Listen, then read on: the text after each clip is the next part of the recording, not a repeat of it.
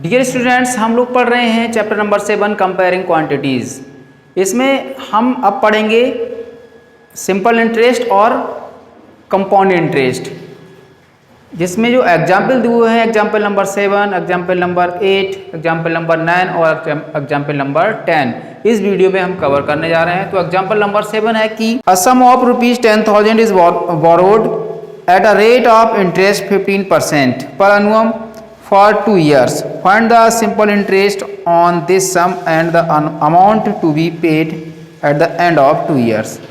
Question बोला जा रहा है कि एक सम है जो यानी कि 10,000 रुपये उधार लिया गया है, जिसका 15% पर अनुमन यानी सालाना जो इंटरेस्ट है, सिंपल इंटरेस्ट है वो 15% है और टाइम 2 ईयर्स है। तो बताइए कि कितना सिंपल इंटरेस्ट बनेगा और कितना 2 साल के अंत में पे करना पड़ेगा, अमाउंट क्या हो जाएगा।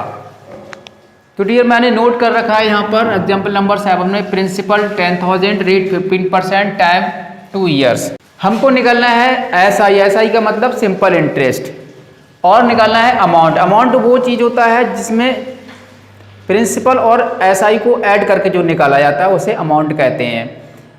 प्रिंसिपल वो अमाउंट होता है, प्रिंसिपल वो रुपया होता है जो उधार लिया जाता है या उधार दिया जाता है।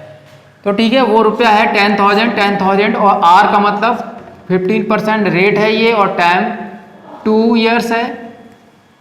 एसआई हम निकाल ले रहे हैं जिसका फार्मूला होता है P principal into rate into time upon 100। इसको राइट कर लेंगे, निकाल लेंगे, कैलकुलेट कर लेंगे। प्रिंसिपल की जगह पे 10,000 राइट कर लेंगे, मल्टीप्लाई रेट की जगह पे 15% ऐड कर लेंगे और टाइम की जगह पे 2 ऐड कर लेंगे, अपॉन में 100 ऐड कर देंगे। 20 से 20 कट गया, बाकी के जो बचे हैं इनका मल्टीप्लाई कर दीजिए।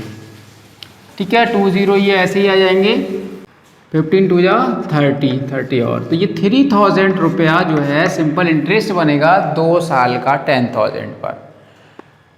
ओके, हमें निकालना है अमाउंट। तो प्रिंसिपल प्लस एसआई, प्रिंसिपल यानी ये अमाउंट और जो सिंपल इंटरेस्ट आया उन दोनों को ऐड कर देंगे, अमाउंट निकल आएगा। 10,000 में हम ऐड कर देते हैं 3,000, 10,000 और 3,000 हो जाता है रुपये 13,000। 2 साल के 2 ईयर्स के एंड में 13,000 रुपये में ब्याज की चुकता करना पड़ेगा, यही पूछा जा रहा है। तो 2 आंसर हो गए हमारे, एक तो सिंपल इंटरेस्ट ये निकाल लिया हमने, दूसरा अमाउंट निकाल लिया। नेक्स्ट है example number 8, find CI on ₹12,600 for 2 years at 10% per एनुअम compounded annually. CI का मतलब होता है कंपाउंड इंटरेस्ट। अभी तक हम लोगों ने ये जो पढ़ा है ये सिंपल इंटरेस्ट था, अब पढ़ेंगे कंपाउंड इंटरेस्ट।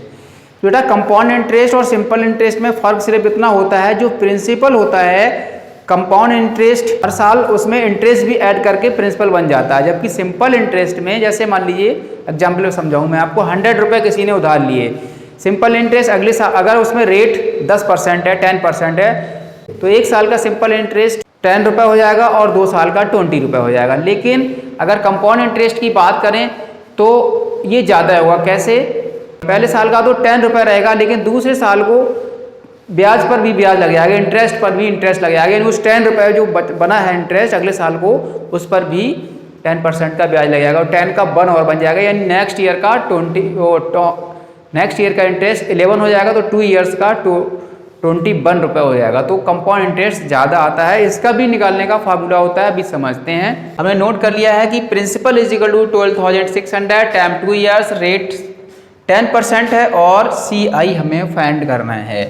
तो सीआई निकालने के लिए पहले हमें अमाउंट निकालना पड़ता है, डायरेक्ट ऐसे नहीं निकलता जैसे इसमें फार्मूला लगा के निकाल लेते हैं। सिंपल इंटरेस्ट जिस तरह से एसआई का फार्मूला लगा के निकाल लेते हैं ऐसे नहीं निकलेगा। सीआई निकालने के लिए हमें अमाउंट निकालना पड़ेगा, अमाउंट में से प्रिंसिपल को सब्ट्रैक्ट कर देंगे तब जाके सीआई निकलता है। तो पहले हम अमाउंट निकाल लें। अमाउंट का फार्मूला होता है, राइट कर लीजिए, amount is equal to principal 1 plus rate upon 100 की पावर टाइम। तो यहाँ पर हम राइट कर लेंगे प्रिंसिपल की जगह पे 12,600, ब्रैकेट में 1 प्लस रेट की जगह पे 10 राइट कर लेंगे, अपॉन में 100 और टाइम है 2 ईयर्स, यहाँ पावर 2 लगा देंगे। यहाँ 0 से 0 कैंसिल हो जाएगा। अब यहाँ 1 है, ये 1 प्लस 1 अपॉन 10 को ऐड करेंगे, 10 बन जा 10, ऐसे ऐड कर लेते हैं, 10 बन जा 10, 10 1 11। ऐड कर देंगे 12,600 मल्टीप्लाई, ये हो जाएगा 11/10। पावर 2 है तो इसको हम 2 टाइम्स ऐड कर लेंगे, 3 होती तो 3 टाइम्स ऐड कर लेते। अब यहाँ पे देखो ये 0 इससे कट जाएगा, ये 0 इससे कट जाएगा। अब 126 और 11 का मल्टीप्लाई करना है, तो 11 और 11 का मल्टीप्लाई होता है 121। यहाँ पे कर लेते हैं 121 और 126 का भी इससे मल्टीप्लाई कर दीजिए, आंसर आ जाएगा। 6 बन जा 6, 6 2 जा 12, 6 बन जा 6 1 6 1 7, फिर 2 से कर लीजिए 2 बन जा 2, 2 2 जा 4, 2 बन जा 2, फिर 1 से कर लीजिए 1 बन जा 1, 1 2 जा 2, 1 बन जा 1, इनको ऐड करेंगे 6 4 12 5 15,246 हो गया। ठीक है, अमाउंट हो गया 15,200 रुपये, निकाल लो 15,246, इतने रुपए अमाउंट हो गया। अब हम प्रिंसिपल को इसमें से सेपरेट कर देंगे, CI निकल आएगा, तो हम राइट कर लेंगे CI is equal to amount minus principal, यानी कि आप 15,246 में से 12,600 को सेपरेट कर देंगे और यहाँ पे आंसर ऐड कर देंगे रुपए में। सेपरेट कीजिए, 6 में से 0 सेपरेट किया 6, 4 में से 0 सेपरेट किया 4, 12 में से 6 सेपरेट किया 6, यह रह गया 4, 4 में से 2 है 2, 26,646, ये आपका CI आ गया। Example number 9, the population of a city was 20,000 in the year 1997, it increase at the rate of 5% पर annum, find the population at the end of the year 2000। देखिए एक शहर है, उसकी पॉपुलेशन 20,000 थी 1997 में, अब वो 2000 में कितनी हो जाएगी अगर उसका वो बढ़ रही है 5% रेट से पर ईयर 5% बढ़ रही है, तो बताइए कि ईयर 2000 में कितनी हो जाएगी। तो 1997 से 2000 तक 3 ईयर्स का टाइम हो गया, तो हमने टाइम नोट कर लिया यहाँ पे 3 ईयर्स। पॉपुलेशन थी 1997 में 20,000, रेट है 5% इंक्रीजिंग का, जब बढ़ रही है तो प्लस लगाएंगे। तो हमें निकालना है population at the end of year 2000।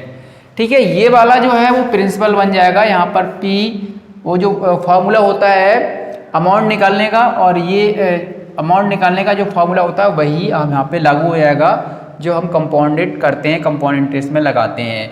तो 20 + 1 यहाँ पे रेट की जगह 5 ऐड कर लेंगे अपॉन 100, टाइम की जगह पे 3 ऐड कर लेंगे। ठीक है, ये फार्मूला लगा के हम फाइंड कर लेते हैं। 20,000 मल्टीप्लाई यहाँ काट देंगे, 5 बन जा 5, 5 2 जा 10, 20 आया ऊपर 1 नीचे 20, 20 बन जा 20, 21 21, 21 आ गया 21/20, इसको 3 टाइम्स ऐड कर लेंगे क्योंकि पावर 3 है। अब यहाँ पर हम 1 2 3 0 काट रहे हैं, 1 2 3, 2 बन जा 2, 2 बन जा 2, 10 आ गया, फिर 2 काट देंगे, 2 5 जा 10, इधर 5 आया 5, 21 21 21 का मल्टीप्लाई करके, इन सब का मल्टीप्लाई करके जब 2 से डिवाइड करेंगे तो ये आ रहा है 23,152.5। अब चूंकि पॉपुलेशन डेसिमल में नहीं होती है इसलिए इसको अप्रॉक्सीमेटली करना पड़ेगा हमें।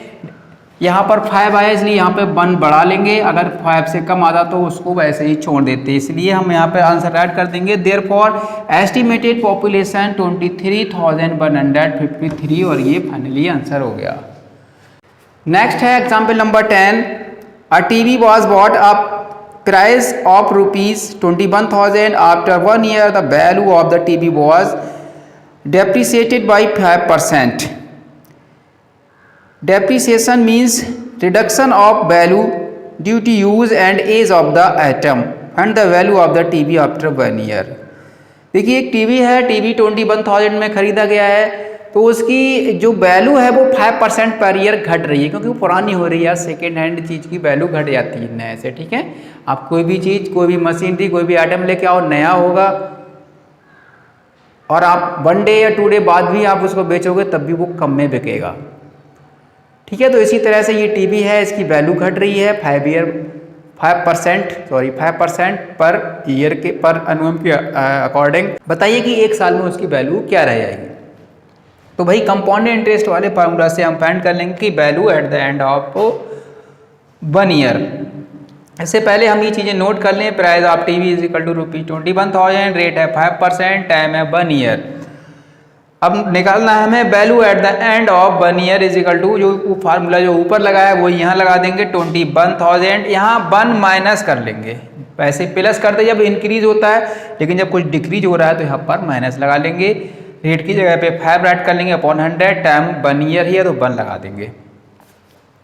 ठीक है, ये 21,000 आ जाएगा। यहाँ 5 बन जा 5, 5 2 जा 20, 5 2 जा 10, 20 बन जा 20, 20 में से 1 सेपरेट किया तो 19 आ गया। 19 अपॉन 20, 1 टाइम ही राइट करेंगे क्योंकि पावर 1 है। अब यहाँ पर ये 0 से 0 काट देंगे, ठीक है, 2 से काट देंगे, 2 बन जा 2, और 1 में टेबल नहीं पड़ा जाएगा, 0 लगा के 2 5 जा 10 कर लेंगे और ये 0 आ गया। अब आप यहाँ पे आ गए 1050, 1050 और 19 का मल्टीप्लाई करते हैं, 19 0 का 0, 19 5 जा 95 और 19 बन जा 19, तो 19,950 उसकी वैल्यू 1 ईयर में रह जाएगी। Okay dear.